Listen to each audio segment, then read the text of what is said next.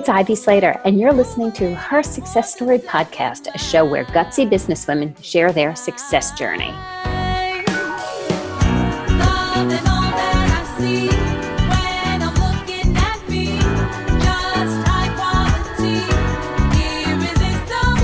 it's Ivy Slater. Welcome to this episode of Her Success Story. Today, I have a great guest. She's a colleague, a fellow networker, become a friend over the years. Lara Kisielewska has founded Optimum Design and Consulting.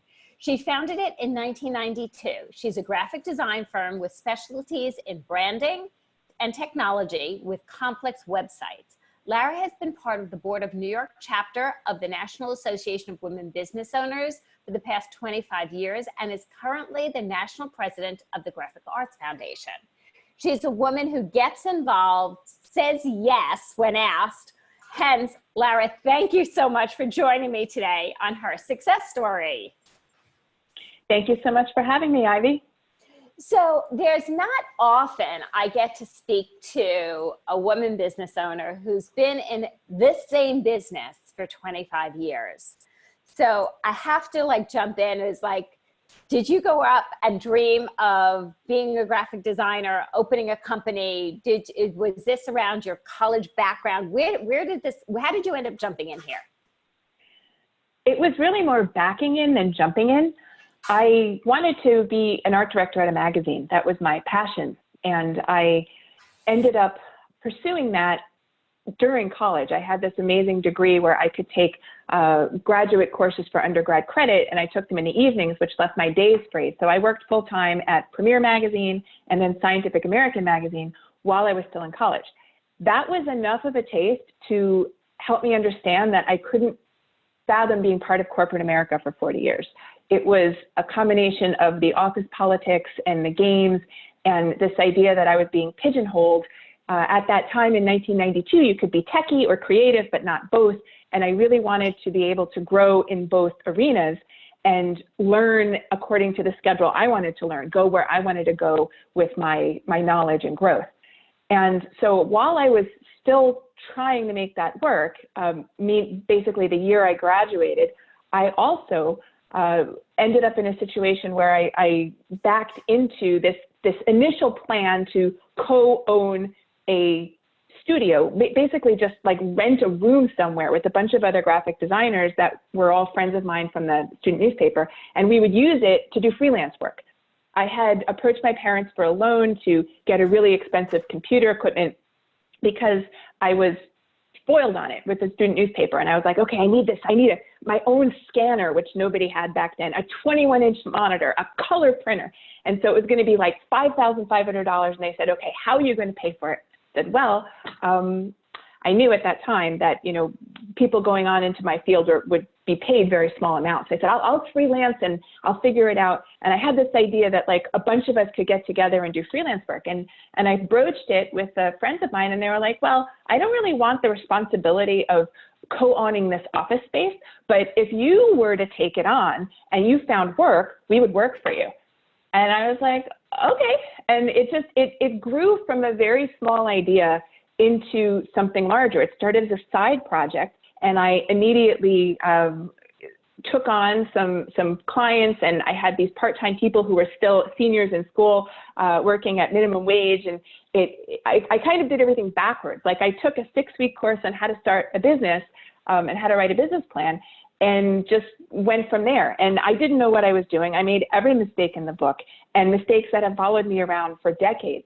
But while I was doing it, I realized that was so much more fulfilling to me than corporate life. And so after about 2 years of trying to work full time and do this in the background, which kind of looked like this. I had a job from 11 a.m. to 7 p.m.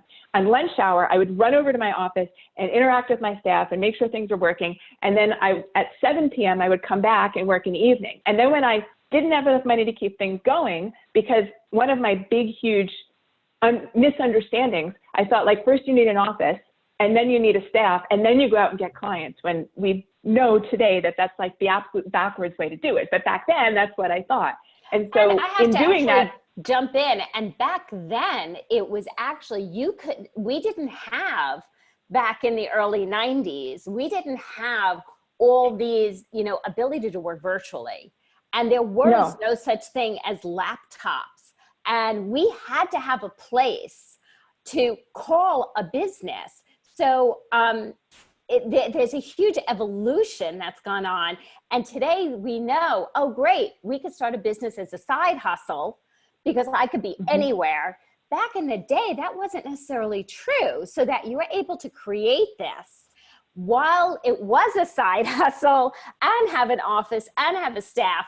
More power to you. That's amazing. Well, it might have sounded that way on the outside, but when I ran into financial problems really quickly, I then went and got a night job from 7 p.m. to 2 a.m. So I had like my day job and my night job. And sometimes I'd come back and sleep on a sleeping bag on the floor between 2 a.m. in the morning when I needed to do stuff at the office, because to your point, that's where the computer was. There was no computer at home back then. And it was a completely different environment because work stayed in the office. And there's plenty of days in modern times where I really miss that. that is touche to that. I'll agree with you there. So what are some of the greatest assets as far as you've built this business for so long? First of all, let me just, ask this question, because I know we've had these conversations of how business and the graphic design, and from my background in the printing, how the whole industry has evolved and changed. Between you and I, many people haven't survived that. And you've built a brand that has a presence today with, I have to share like an inside note you gave me of employees that have been with you for up to 18 years. That's saying actually something. It averages 18 years. The longest one has been with me for 25 years. Got it. Yeah. That senior really stayed, huh? Well, we were all young then. Now we're all older. But it's really part of the reason I left corporate America was because I couldn't stand the environment. And so a big focus for me in starting my own business was creating an environment that I look forward to going to work at, and other people did also. I wanted a place where people would go on vacation and come back and actually be happy to come back. Not that they wanted to be working instead of having vacation, but that they were also happy to come back and see people. And so I've always, way before corporate culture was a thing. I mean, I started my business before there was a World Wide Web. So there were no resources. You couldn't like look up articles on how to do things. And the words corporate culture like really did not exist in 1992. But I just had this innate knowledge that creating a place that was oriented like a family was going to do well. And one of the things that I think I've done the best at in my entire career is hiring. I have hired amazing people, built a great team, and most people have stayed. I mean, we did have to downsize after 9/11, but the important people stayed. And it really is such a family that yeah, well, it really was a huge shift. It was a complete shift in business after 9/11. But to your point about how business has changed and mechanicals versus digital, there was a lot that we did differently back then. And we actually had several lines of business that we gave up after 9/11 because back in the 90s, there was a need for people who did pre-press and production work, which is like a missing step between design and printing. And there was a lot of business to be had in helping other firms who had Macintosh-based networks set them up properly. In 92, you had a lot of PC-based tech support firms, and they didn't know anything about font management or color calibration. And I wanted to be expert in those things. And I thought, okay, if we can be expert in these things for us, we can also be expert for other people who have the same system.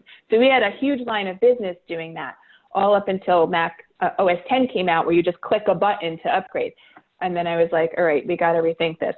But there was a time when on the transition between manual and digital, where a lot of other designers were doing things by hand. Those are the mechanicals that you were referencing. And they didn't know how to do it on the computer, or they didn't trust the computer.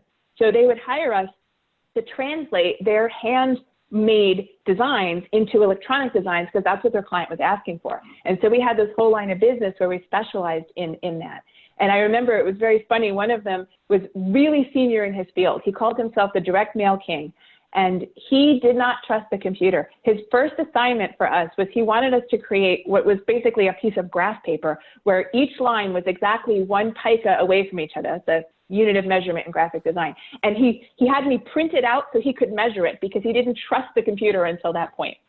So it was an era where you had things that were produced by hand and shown by hand. And even before Adobe created the PDF workflow and before email became so prevalent, and by the way, our business started before email was a thing either.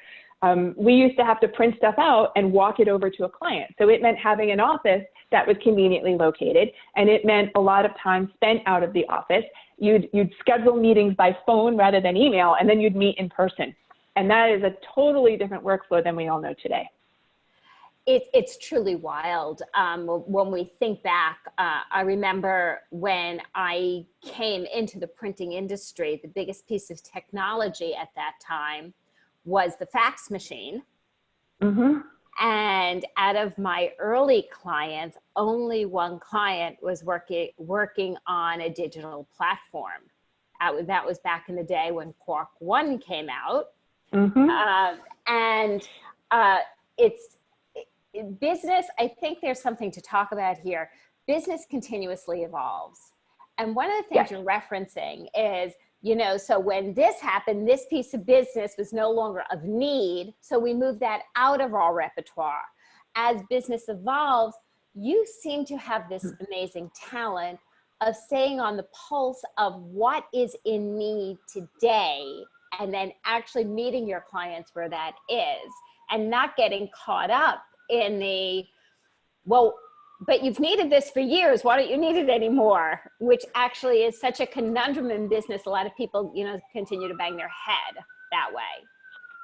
Yeah, I have always been very interested in technology. I definitely qualify as a tech geek, and I think way back in the early days that manifested itself with doing tech support, but as the years progressed, it became of use when developing websites. When websites first came on the scene, I couldn't stand them because the tools were so clunky that the websites looked so god-awful that I was embarrassed. I mean, it offended my sensibilities as a print designer to have these clunky websites out there. But as WordPress came into the fore and say around 2008-9 became more prevalent, I started to get really interested in the digital tools to build websites. Not just because it became a lot easier than using things like Dreamweaver or straight HTML coding, but because I could see this revolution in allowing people to update their own websites. Because that was always the tough part. Building a site was a huge, laborious process that was like labor, like giving birth. But then once it was out there, every time it needed to be changed was a whole process also. And I love the idea that we could build sites that would let business owners be self-sufficient and update them on their own. And I quickly standardized on WordPress as the best platform to do that, with the best level of flexibility combined with ease of use. And we decided shortly afterwards, maybe about 5 or 6 years afterwards, that we were only going to do WordPress. And so we don't build sites in anything else, but that allows us to be absolute experts in WordPress. And we invest probably 4 or 5 hours a week in keeping abreast of WordPress technology in various ways. And so to your point, I think that there are so many tools out there and you can't be experts in all of them. And certainly there are people who only need a Squarespace or Wix website, or there are people that need something more complicated like app development. And I never tried to be all those things to all those people, but I chose my niche, which is technologically complex WordPress websites, or they could be simple too, but we're good at the hard stuff. And invested a lot of time and effort into being able to build them, which I've learned has created a bit of a differentiation point for us, because most design firms outsource the coding and we don't. And that has allowed us to be more efficient and economical with those sites that we build, as well as stay cutting edge. So, and I love how you're touching on truly know your niche. Identify where you stand out, what sets you apart, and run with it. And that's very much what you've done. And by going from simple to ultra complex and really owning your space. And I think that's a great lesson for all business owners, for all salespeople out there.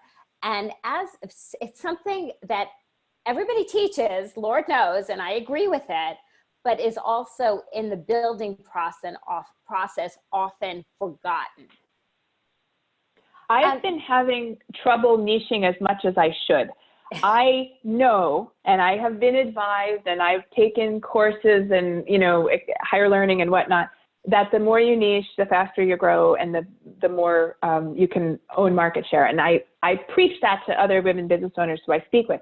But we come from a print background, and because, there was no digital design initially, and we have a lot of interest in the whole branding process, from helping develop the logo to the print pieces like the business card and brochure to the website, and then the advertising and newsletter, the whole thing. So we do branding work and graphic design work as well as websites.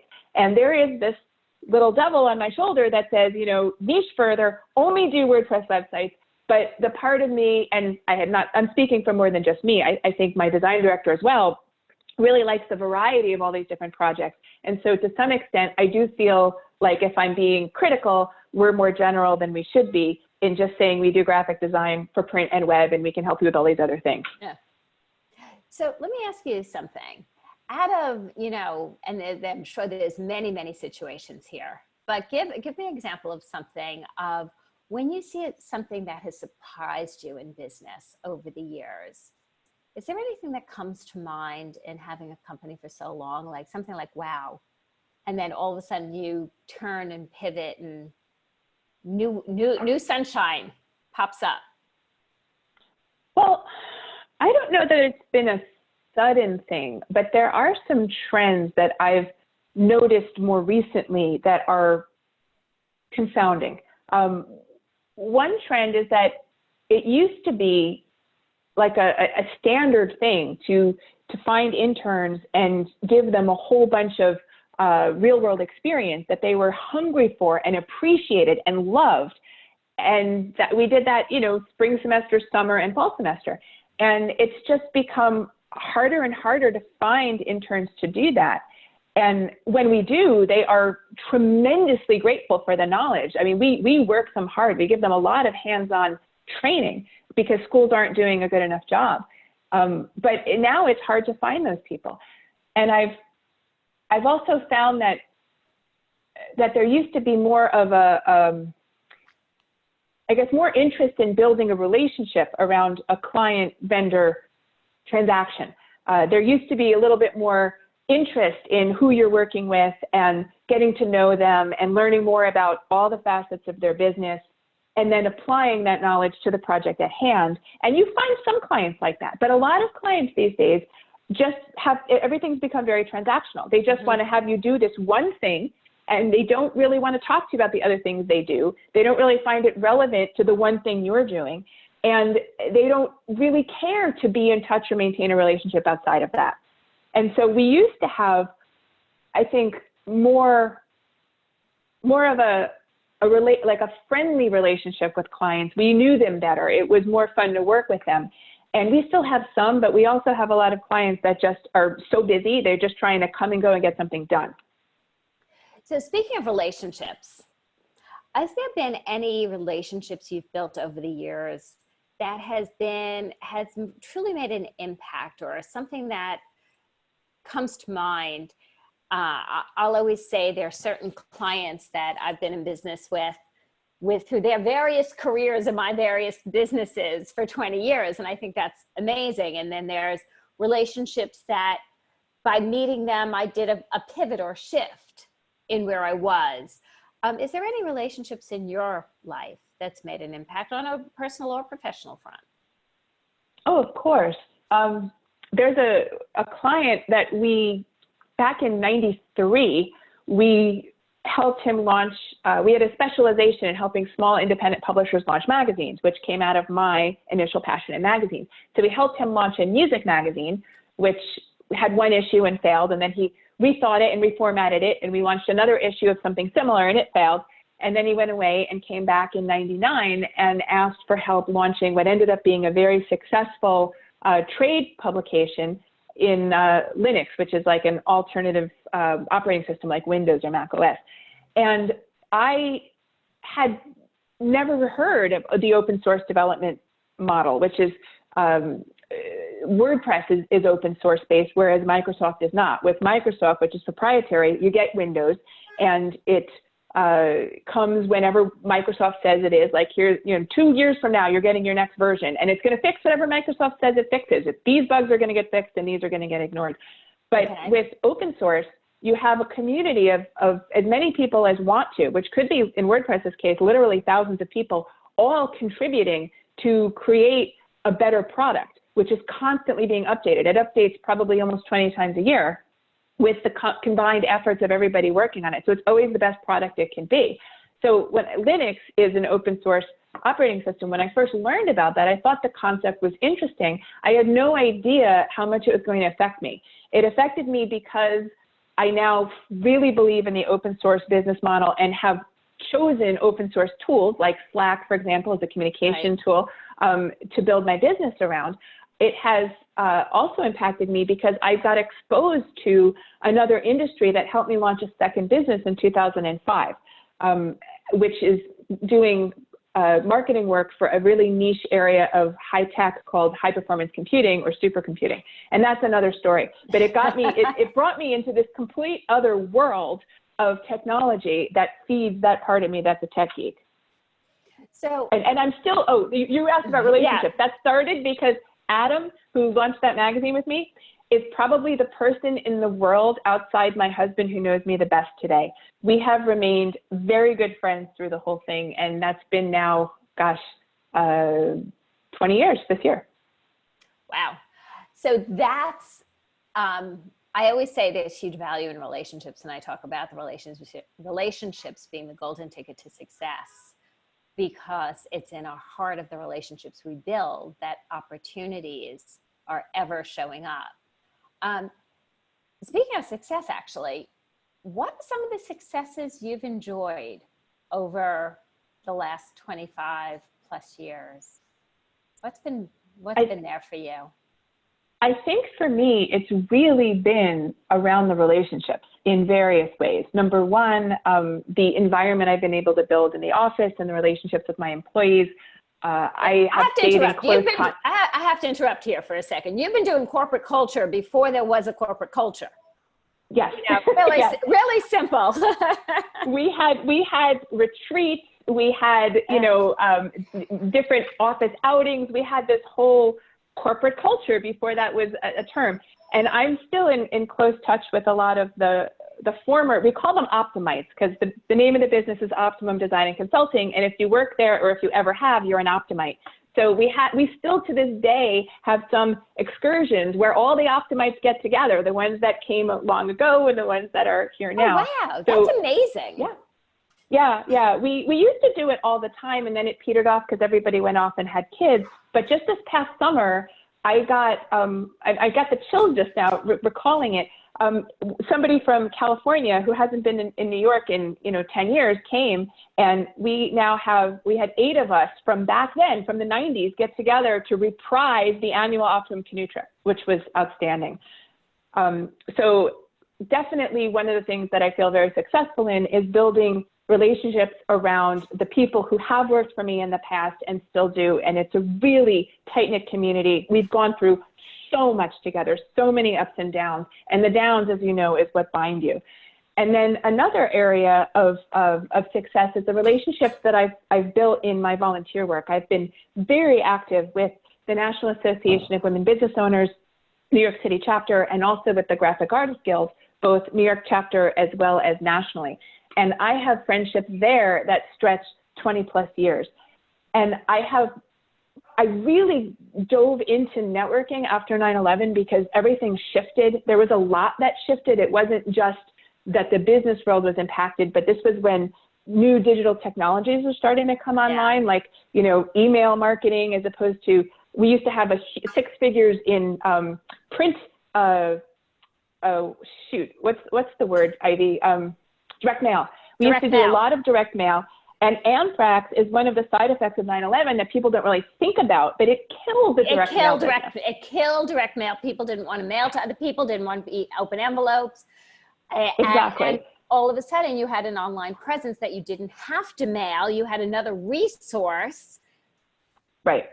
And so there were all of these shifts going on there. And wow, I just totally lost my train of thought. We were talking about relationships. And successes, you were referring to the successes, and you said, you know, your truest success is looking at the relationships. The relationships. So there were so many things that changed with 9/11, and one of the things that had to change necessarily, because we had to find new business where we never had before in the new digital world, was networking. And so I really, you know, we were decimated by 9/11. I had no more marketing and advertising budget. So it was going to have to be me going out there in the world, which was freaking scary. I mean, I had dabbled in it, but I was not successful at it. But it was like a trial by fire. I had to figure out how to network better or the business wouldn't survive. And I did okay. But then we got to like 2008 and 9 when we had that downturn. And if I wasn't going to be able to do it even better, it was really going to be the end of the company. And I really put a lot of focus into figuring out how to make networking work more effectively. And since that point, which has now been a little bit more than 10 years, I have built an amazing network of colleagues, and I will actually say friends, people who I would look forward to seeing and having a drink with. And it's a wide net, and it's very deep as well as wide. And it feels so supportive. Like when you have that bad day, you could pick up the phone and call any one of these people in your network, and they would totally get it and empathize and remind you, you know, that success is just around the corner and a bad day is just a bad day, and we all have them. And it was that feeling that's your tribe. Like, you know, your husband or your best friend or your mother, they never understand the pressures of being a small business owner. But this network of people did. And it was finding that group of people. And I have these weird thoughts someday, like, you know, someday when I'm like 60 or 70, I won't have this group anymore. And I feel like I'll feel something missing in my life. I feel so supported by them, and they're such a part of this, they're a rich part of the fabric of my life. And I feel like that's another thing I feel very successful in. You know, I have to say, normally I ask for any tips or strategies as we start closing. And as much as I want to just be broad about it, I think you really have expressed the value of the relationships and building a network and having these resources in this community, which is 100% what I stand for, what I built this company to stand for. So in looking at, you know, a tip for our listeners on making it the long haul in business, or a tip around networking, you choose, you're the expert here. I trust you. And just so you know, guys, I just threw Lara under the bus. She was not prepped in that piece at all. You know, the very first thing that comes to mind, it really has to do with longevity. And you've heard this before in like real life as opposed to business life. Like you somewhere, someone has said something because you're wondering whether or not you should do something, or you're agonizing over something that happened, and someone says, is anybody going to remember this in 10 years? No? So then what's the problem? And I feel like business is like that a lot. Like when you've been in business for long enough, you get these traumatic things that happen, these crazy things. Oh my God, I was just sued. Oh my God, you know, I can't keep the lights on because such and such thing happened. Oh my God, this contract that was there just bailed. This person isn't paying me. You know, I've had so many oh my God moments. And the more you have them, the more you realize that they're not as traumatic as they are in that moment. You have to remember that advice from real life and apply it to business as well. Like you could be so completely wrapped up in the crisis you're going through. And I'm not denying that at that moment, it is critical. Like your business may fail. Your business might even be likely to fail. But seriously, in 1 year, 5 years, you're not even going to be thinking about it. It'll be a story you tell on Ivy's podcast someday, but it's not going to affect you going forward. And so whatever it is, you have to keep that perspective, because you have to remember that this too shall pass.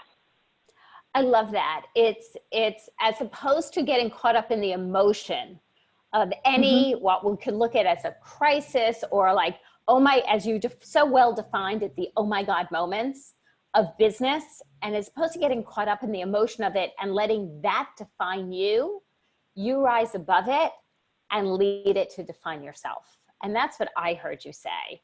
And it's the great piece to conclude this on. So Lara, how can our listeners who I'm sure want to know more about you, want to follow you, how can they stay in touch? How can they follow you? So our website is optimumdc.com, Optimum like the cable company, which by the way, we predated, and twice they redesigned their logo to look like ours. And if I was litigious, I would be a rich lady like right now. So optimumdc, like designandconsulting.com. We've started blogging earlier this year, 4 of us in my office, about design, technology, marketing, and business. So we post regularly. We now have a newsletter that goes out monthly, also just launched over the summer, where we're sharing this information with people. So you can sign up for the newsletter or check us out on the What We Think page. And you'll see the article about the canoe trip there and lots of other interesting tidbits as well. Awesome. Thank you so much for taking the time, Adam. I know which is a busy schedule for you, to spend a few minutes with me and our listeners at Her Success Story. Listeners, for you out there, remember to subscribe. If you hit the subscribe button, we will show up in your podcast every Monday morning. We don't miss a beat. And please let us know what your biggest takeaways were, as well as what else you want to hear, so we can continue to be of service to you. Lara, thank you again for joining me today. Thanks a lot, Ivy. It was really fun. And join us for some more fun interviews and information. See you next time. To shine, don't need your approval.